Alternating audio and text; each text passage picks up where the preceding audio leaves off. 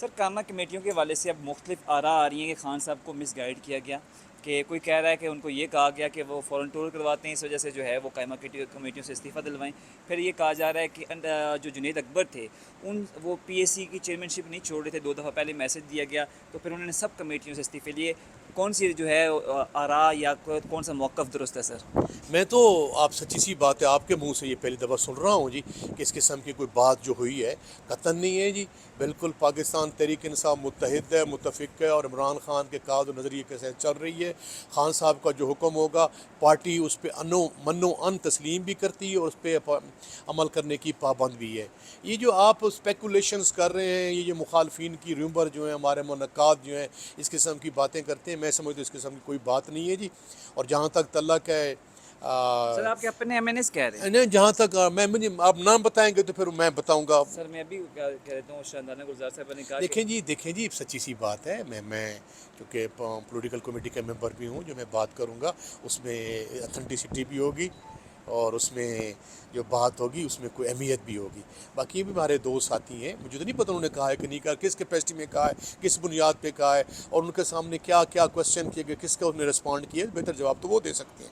آپ نے جو میرے سے سوال پوچھا ہے میں اس کا جواب دے رہا ہوں بڑے واضح، دو ٹوک واش گاف انداز میں۔ عمران خان کا جو حکم ہوگا وہ منو ان تسلیم ہوگا۔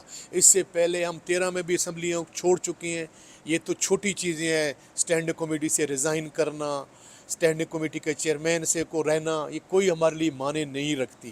ہم اس سے پہلے اسمبلی سے چھوڑ چکے ہیں، ہم جو ہے وہ خیبر پختونخوا کی ہماری چیف منسٹری تھی، ہم وہ ڈیزالو کر چکے ہیں، پنجاب کی ہماری چیف منسٹری تھی، ہم وہ ڈیزالو کر چکے ہیں۔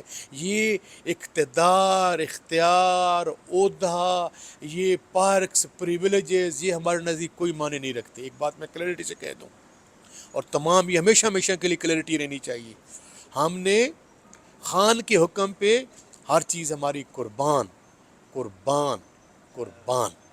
اور جہاں تک آپ کہہ رہے ہیں کہ یہ جو ہے کہ چیئرمین جنید اکبر خان صاحب، بالکل ان کا کوئی نام نہیں تھا، پبلک اکاؤنٹس کمیٹی کے وہ ممبر نہیں تھے، پارٹی نے جو انیشیلی جو نام ریکمینڈ کیے تھے ان میں اس کا نام نہیں تھا، لیکن خان صاحب نے خود ڈیسیجن کیا، اور بہت اچھے انسان ہیں، بڑے پروقار اور باوقار انسان ہیں، اور انہیں بہت ہی احسن انداز میں پبلک اکاؤنٹس کمیٹی کو چلایا ہے۔ اور میں سمجھتا ہوں کہ کسی بھی چیز کی یارڈسٹک اور پرفارمنس یہ ہوتی ہے کہ آپ جو ان کی پرفارمنس ہوتی ہے، تو 120 ارب روپے ہم نے وہ ریکور کروایا ہے، اور بہت بہت بڑے ایشوز جو تھے، جو چاہے خاص کر یہ جو چینی کا ایشو آیا، جو اس کے ساتھ ساتھ یہ گندم کا ایشو آیا، اور بہت اور جو سکینڈلز تھے، اس پہ نہ صرف انہوں نے سو موٹو ایکشن لیا، اس پہ تھارولی ڈسکشنز ہوئی، اور اس کے بعد انہوں نے اس کا حل بھی تجویز کیا، اور حل جو کیا کافی ہم نے کیسز جو تھے وہ نیب کو بھجوائے، ایف آئی اے کو بھجوائے، ریکوری کروائی۔ تو میں سمجھتا ہوں بڑے اچھے انداز میں کام کیا، اور یہ آپ سوچ بھی نہیں سکتے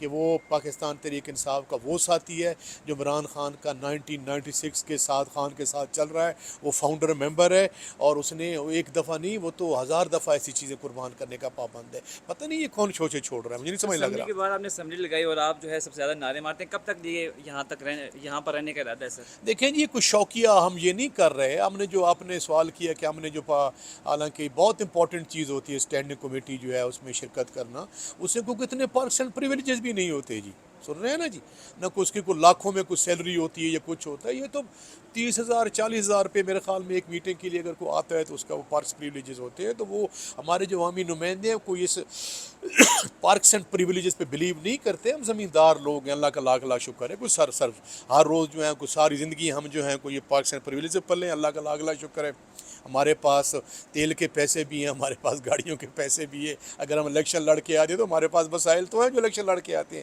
یہ ایسے ہی پروپیگنڈا لوگ کرتے ہیں کہ یہ ہو گیا اور وہ گیا۔